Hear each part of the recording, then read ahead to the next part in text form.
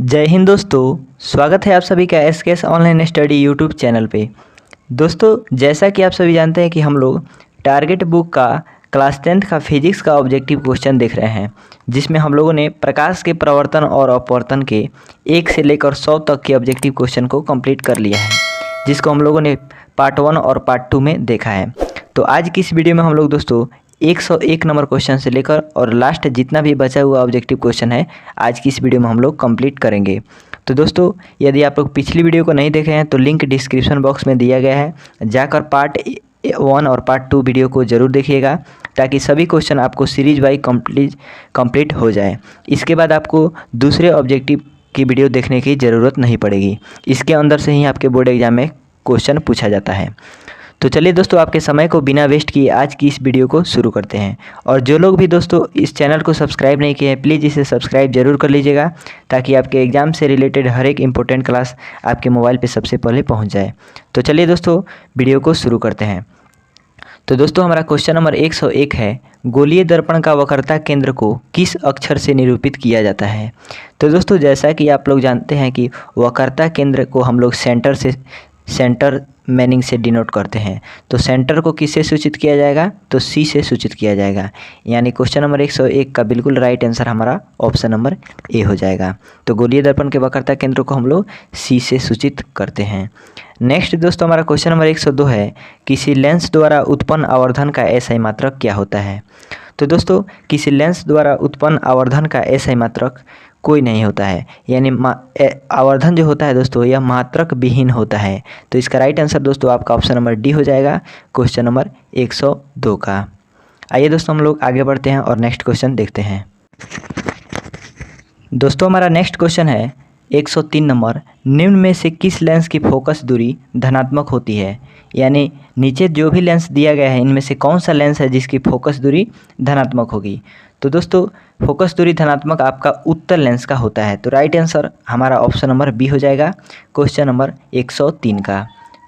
आइए दोस्तों, next question देखते हैं। नेक्स्ट हमारा क्वेश्चन है, गोलीय दर्पण के ध्रुव तथा वक्रता केंद्र से गुजरने वाली सीधी रेखा को कहते हैं।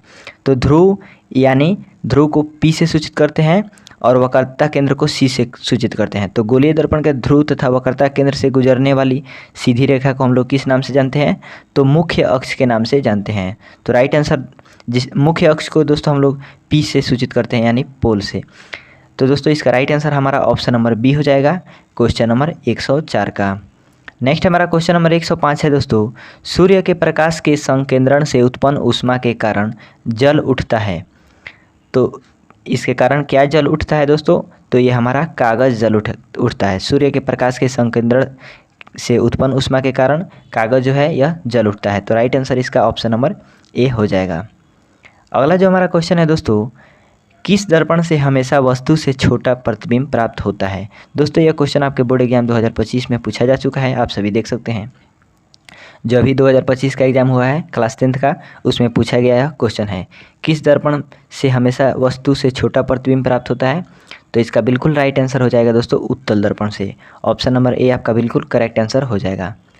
दोस्तों, हम आगे देखते हैं। हमारा नेक्स्ट क्वेश्चन है, टॉर्च एवं वाहनों के उग्र दीपों यानी हेडलाइट्स में किस दर्पण का उपयोग किया जाता है। ये भी क्वेश्चन दोस्तों आपके बोर्ड एग्जाम 2020 और 2025 में पूछा जा चुका है।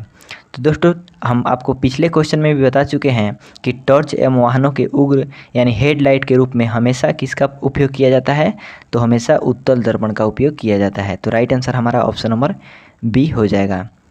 अगला जो हमारा क्वेश्चन है दोस्तों, वाहनों के साइड मिरर यानी पीछे देखने के आईने के रूप में किस दर्पण का उपयोग किया जाता है। तो दोस्तों, इसमें किसका उपयोग किया जाएगा, सॉरी, यहाँ पे जो क्वेश्चन नंबर 107 है दोस्तों, यहाँ पे हेडलाइट बोला गया है। तो जब भी हेडलाइट बोला जाएगा तो हमारा अवतल दर्पण हो जाएगा। तो इसको थोड़ा सा सही कर लीजिएगा। क्वेश्चन नंबर 107 का राइट आंसर हमारा ऑप्शन नंबर ए हो जाएगा। वाहनों के हेडलाइट में अवतल दर्पण का उपयोग किया जाता है। और यहाँ पे बोला गया है दोस्तों वाहनों के साइड मिरर, तो साइड मिरर बोलेगा तो हमारा उत्तल दर्पण आंसर हो जाएगा, और हेडलाइट बोलेगा तो अवतल दर्पण आंसर हो जाएगा। तो थोड़ा सा इसको सही कर लीजिएगा। क्वेश्चन नंबर हमारा 107 का आंसर ए हो जाएगा, और 108 का आंसर जो हो जाएगा वहाँ हमारा सी हो जाएगा। तो आशा करते हैं दोस्तों आप समझ चुके होंगे। तो चलिए हम क्वेश्चन नंबर 109 देखते हैं। दोस्तों हमारा 109 नंबर क्वेश्चन है, इनमें से कौन दर्पण का सूत्र है। तो दोस्तों दर्पण का जब भी सूत्र आपसे पूछा जाएगा वहाँ पे आपको हर जगह प्लस दिखेगा। तो दोस्तों यहाँ पे आप सभी देख सकते हैं 1/f बराबर 1/v प्लस 1/u, यहाँ पे प्लस दिख रहा है, लेकिन फॉर्मेट को भी ध्यान रखता है। जैसे प्लस तो इनमें भी है, इनमें भी है, दोनों में प्लस है, लेकिन फॉर्मेट को ध्यान में रखिएगा कि किसके बाद क्या होगा। तो 1/f बराबर 1/v प्लस 1/u होता है, यही फॉर्मेट आपको याद रखना है। तो राइट आंसर हमारा ऑप्शन नंबर ए हो जाएगा। अगर यहीं पर दोस्तों इनमें से दर्पण का सूत्र न पूछकर लेंस का सूत्र पूछा रहता कि लेंस का सूत्र क्या होता है, तो हमारा option number B right answer हो जाता। लेकिन हमसे दर्पण का सूत्र पूछा है तो ऑप्शन नंबर ए हमारा करेक्ट आंसर हो जाएगा। दोस्तों हमारा नेक्स्ट 110 नंबर क्वेश्चन है, दो पृष्ठों से घिरा हुआ कोई पारदर्शी माध्यम जिसका एक या दोनों पृष्ठ गोलीय हो कहलाता है। तो दो पृष्ठों से घिरा हुआ पारदर्शी माध्यम हमारा क्या कहलाएगा, तो ये हमारा लेंस कहलाएगा। राइट आंसर हमारा ऑप्शन नंबर ए हो जाएगा। अगला जो हमारा क्वेश्चन है दोस्तों, उत्तल लेंस को हम लोग किस नाम से जानते हैं। तो जैसा कि हम आपको पिछले क्वेश्चन में बता दिए हैं कि उत्तल लेंस को अभिसारी लेंस और अवतल लेंस को अपसारी लेंस के नाम से जानते हैं। तो उत्तल लेंस जब भी कहेगा तो हम उसे अभिसारी लेंस के नाम से जानते हैं। तो राइट आंसर हमारा ऑप्शन नंबर ए हो जाएगा। चलिए दोस्तों हम लोग आगे बढ़ते हैं और नेक्स्ट क्वेश्चन को देखते हैं। हमारा नेक्स्ट क्वेश्चन है 112 नंबर, लेंस के कितने वक्रता केंद्र होते हैं। तो दोस्तों लेंस के जो वक्रता केंद्रों की संख्या होती है यह 2 होती है। वहीं दर्पण रहेगा तो 1 होगा, जब लेंस है तो हमारा 2 हो जाएगा। तो इस सवाल का राइट आंसर हमारा ऑप्शन नंबर ए हो जाएगा। आइए दोस्तों हम लोग क्वेश्चन नंबर 113 से देखते हैं। तो दोस्तों यहाँ पे हमारा क्वेश्चन नंबर 113 है, आप सभी देख सकते हैं। 113 नंबर क्वेश्चन है, लेंस के केंद्रीय बिंदु को कहते हैं। तो लेंस के केंद्रीय बिंदु को हम लोग किस नाम से जानते हैं, तो यहाँ पे हम लोग प्रकाशिक केंद्र के नाम से इसको जानते हैं, लेंस के केंद्रीय बिंदु को। तो राइट आंसर हमारा ऑप्शन नंबर बी हो जाएगा 113 नंबर क्वेश्चन का। अगला जो हमारा क्वेश्चन है दोस्तों, जब किसी लेंस पर समानांतर किरणें आपतित होती है तो क्या होता है। तो दोस्तों जब किसी लेंस पर समानांतर किरणें आपतित होंगी तो हमारा कागज़ सुलगने लगेगा और धुआं उत्पन्न होने लगेगा, यानी ये दोनों कारण होने लगेंगे। तो राइट आंसर हमारा ऑप्शन नंबर सी हो जाएगा इस क्वेश्चन का। अगला जो हमारा क्वेश्चन है दोस्तों, लेंस में कितने फोकस होते हैं। तो दोस्तों लेंस में फोकसों की संख्या जो होती है वह हमारा 2 होती है। फोकस भी 2 होते हैं, वक्रता केंद्र भी 2 होते हैं। अगला जो हमारा क्वेश्चन है दोस्तों, लेंस की क्षमता का एसआई मात्रक क्या होता है। तो दोस्तों यह क्वेश्चन काफ़ी ज़्यादा इंपॉर्टेंट है, लगभग 4 बार आपके बोर्ड एग्जाम में पूछा जा चुका है यह क्वेश्चन है। तो लेंस की क्षमता को हम आपके पिछली वीडियो में लगभग 3 से 4 क्वेश्चन में बता चुके हैं कि लेंस की क्षमता का एसआई मात्रक डायऑप्टर होता है और इसे हम लोग पी से सूचित करते हैं। लेंस की क्षमता को किससे सूचित करते हैं, पी से सूचित करते हैं। तो राइट आंसर इस क्वेश्चन का हमारा ऑप्शन नंबर ए हो जाएगा। आइए दोस्तों हम लोग नेक्स्ट क्वेश्चन देखते हैं। उत्तल लेंस की क्षमता होती है, तो उत्तल लेंस की क्षमता जो होती है दोस्तों यह धनात्मक होती है। ऑप्शन नंबर ए हमारा बिल्कुल करेक्ट आंसर हो जाएगा। अगला जो हमारा क्वेश्चन है दोस्तों, अवतल लेंस की क्षमता होती है। तो उत्तल लेंस की क्षमता धनात्मक होती है, तो अवतल लेंस की क्षमता कैसी हो जाएगी, ऋणात्मक हो जाएगी। तो इसका बिल्कुल करेक्ट आंसर हमारा ऑप्शन नंबर ए हो जाएगा। दोस्तों हमारा नेक्स्ट क्वेश्चन है, प्रकाश गमन करता है। तो जैसा कि आप सभी जानते हैं दोस्तों, प्रकाश हमेशा सीधी रेखा में गमन करता है, तो इसलिए इस क्वेश्चन का राइट आंसर हमारा ऑप्शन नंबर ए हो जाएगा। प्रकाश हमेशा सीधी रेखा में गमन करता है। दोस्तों हमारा अगला क्वेश्चन है, यहाँ पे एक अवतल दर्पण की फोकस दूरी 20 सेमी है। एक वस्तु दर्पण के ध्रुव से 30 सेमी की दूरी पर रखी गई है, तो प्रतिबिंब कहाँ बनेगा। तो दोस्तों ये जो प्रतिबिंब बनेगा ये आपका, जैसे हम आपको आंसर बता देते हैं, दर्पण से 60 सेमी की दूरी पर और वस्तु की ही ओर बनेगा। तो राइट आंसर हमारा ऑप्शन नंबर ए हो जाएगा। और दोस्तों इसको कैसे आप 60 सेमी आंसर ला सकते हैं, तो एक सूत्र का प्रयोग करेंगे। दर्पण के लिए 1/f बराबर 1/v प्लस 1/u। यहाँ पे फोकस दूरी को हम लोग यहाँ पे f का मान 20 रखेंगे और उसके बाद एक वस्तु का दर्पण के ध्रुव से 30 सेमी की दूरी, यानी ध्रुव से 30 सेमी की वस्तु की दूरी जो है इसको हम लोग किसे सूचित करते हैं, तो u से सूचित करते हैं वस्तु दूरी, और v से हम लोग v का मान यहाँ पे हम लोग निकाल लेंगे जो कि हमारा प्रतिबिंब का दूरी हो जाएगा। तो राइट आंसर दोस्तों हमारा ऑप्शन नंबर ए हो जाएगा। इस सूत्र का प्रयोग करके आप इसका आंसर फाइंड कर सकते हैं। तो दोस्तों हमारा यहाँ पे अगला क्वेश्चन है 121 नंबर, किसी अवतल दर्पण के सामने 30 सेमी की दूरी पर स्थित वस्तु का प्रतिबिंब दर्पण के पीछे 40 सेमी पर बनता है, तो दर्पण की फोकस दूरी का मान क्या होगा। जैसा कि दोस्तों क्वेश्चन नंबर 120 है, same to same question number 21 वैसे ही है। यहाँ पे 1/f बराबर 1/v प्लस 1/u का सूत्र का प्रयोग आपको करना है। और यहाँ पे हम आपको बता देते हैं कहाँ पे क्या चीज़ रखेंगे तो आंसर आएगा। जैसे फोकस दूरी का मान हमसे पूछा गया है तो 1/f को इसी तरह रहने देना है। 1/v के जगह पर 1 का 1 रहेगा और v का मान आपको कितना रखना है, तो v हमारा वस्तु दूरी है, तो वस्तु दूरी हमारा 30 सेमी है तो 30 सेमी यहाँ रखेंगे। और प्रतिबिंब दूरी हमारा 40 सेमी है तो 40 को यहाँ पे रखेंगे। 30 और 40 को यहाँ पे फीड कर देंगे और बटा का जोड़ निकाल लेंगे। बटा का जोड़ निकालने के बाद तिरछा तिरछी गुना करेंगे, हमारा आंसर आ जाएगा। तो इस सवाल का आंसर हमारा कितना हो जाएगा, तो इसका आंसर आ जाएगा, आप लोग यहाँ पे मिला लीजिएगा, 120 सेमी इसका आंसर आएगा। तो राइट आंसर हमारा ऑप्शन नंबर बी आ जाएगा। आप लोग निकाल कर और मिलाकर कमेंट जरूर कीजिएगा। तो आइए दोस्तों हम लोग क्वेश्चन नंबर 122 की तरफ बढ़ते हैं। 122 नंबर क्वेश्चन हमारा, एक गोलीय दर्पण की वक्रता त्रिज्या 20 सेमी है तो इसकी फोकस दूरी कितनी होगी। तो वक्रता त्रिज्या यानी r का मान हमारा 20 दिया है, फोकस दूरी का मान पूछ रहा है। जैसा कि आप सभी जानते हैं कि f बराबर हमारा r/2 होता है, यानी r/2 होता है, यानी r का आधा हम लोग करेंगे तो फोकस का मान यानी f का मान निकल जाएगा। तो r का मान हमारा 20 दिया है, इसका आधा कितना होता है तो 10 होता है। तो राइट आंसर हमारा ऑप्शन नंबर ए हो जाएगा। दोस्तों हमारा अगला जो क्वेश्चन है कह रहा है जिस वस्तु से प्रकाश निकलता है उसे कहा जाता है। तो दोस्तों जिस वस्तु से प्रकाश निकलता है उसको हम लोग किस नाम से जानते हैं, तो प्रकाश स्रोत के नाम से जानते हैं। तो राइट आंसर हमारा ऑप्शन नंबर ए हो जाएगा। दोस्तों हमारा नेक्स्ट जो क्वेश्चन है, प्रकाश के किरणों के समूह को क्या कहते हैं। तो प्रकाश के किरणों के समूह को किरण पुंज के नाम से जानते हैं। तो राइट आंसर दोस्तों हमारा ऑप्शन नंबर बी हो जाएगा, क्वेश्चन नंबर 124 का। अगला जो हमारा क्वेश्चन है दोस्तों, प्रकाश की किरणों का पथ दर्शाने वाले चित्रों को कहा जाता है। तो प्रकाश की किरणों का पथ दर्शाने वाले चित्रों को हम लोग किरण आरेख के नाम से जानते हैं। राइट आंसर हमारा ऑप्शन नंबर ए हो जाएगा, क्वेश्चन नंबर 125 का। 126 नंबर क्वेश्चन है दोस्तों हमारा, आवर्धन का एसआई मात्रक है। तो दोस्तों आवर्धन का जो एसआई मात्रक होता है वो तो आप लोगों ने ऊपर देखा है। आवर्धन का एसआई मात्रक क्या होता है, तो डायप्टर देखा है, डायप्टर। इसका right answer option number D होगा। आवर्धन का एक ही मात्रक है जो कि डायप्टर है, दूसरा कोई मात्रक नहीं है, आप लोग याद रखिएगा। आइए हम लोग क्वेश्चन नंबर 127 देखते हैं।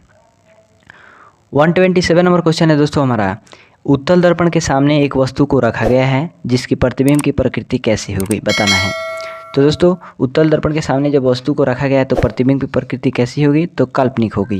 राइट आंसर हमारा ऑप्शन नंबर ए हो जाएगा। दोस्तों हमारा अगला जो क्वेश्चन है, किसी लेंस की क्षमता -2 डायप्टर है, इसकी फोकस दूरी होगी।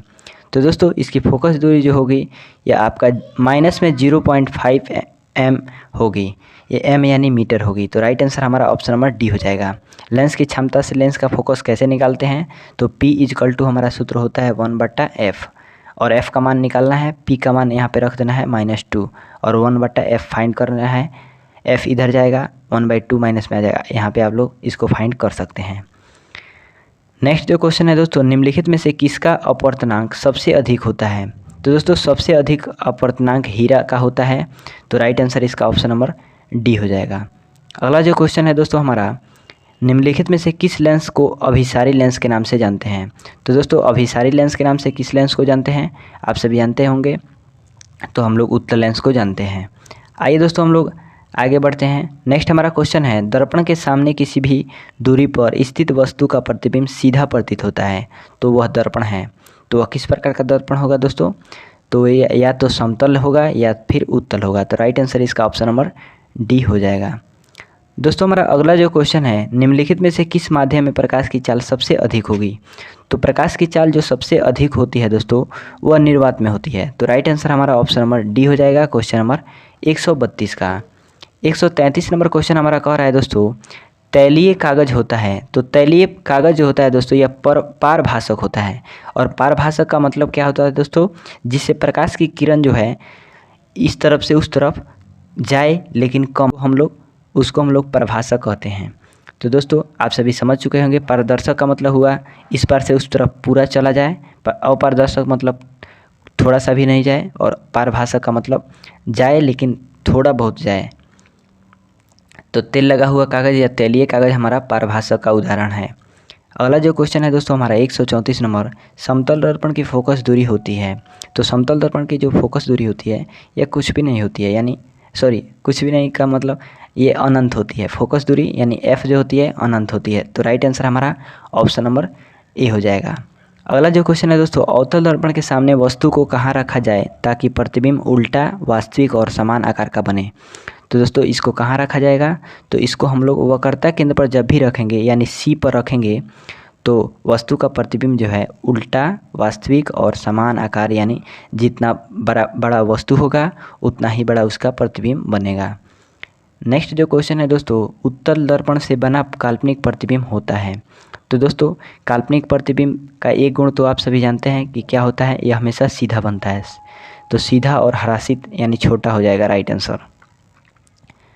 अगला जो क्वेश्चन है दोस्तों, निम्न में से कौन सा पदार्थ लेंस के लिए प्रयुक्त नहीं किया जा सकता। तो लेंस के लिए किसका प्रयोग नहीं किया जा सकता है दोस्तों, तो यहाँ पे लेंस के लिए हमारा 2021 में पूछा गया क्वेश्चन है, आप सभी देख सकते हैं, पीतल का प्रयोग लेंस के लिए नहीं कर सकते हैं। अगला जो क्वेश्चन है दोस्तों, एक गोलीय दर्पण की फोकस दूरी +20 सेमी है।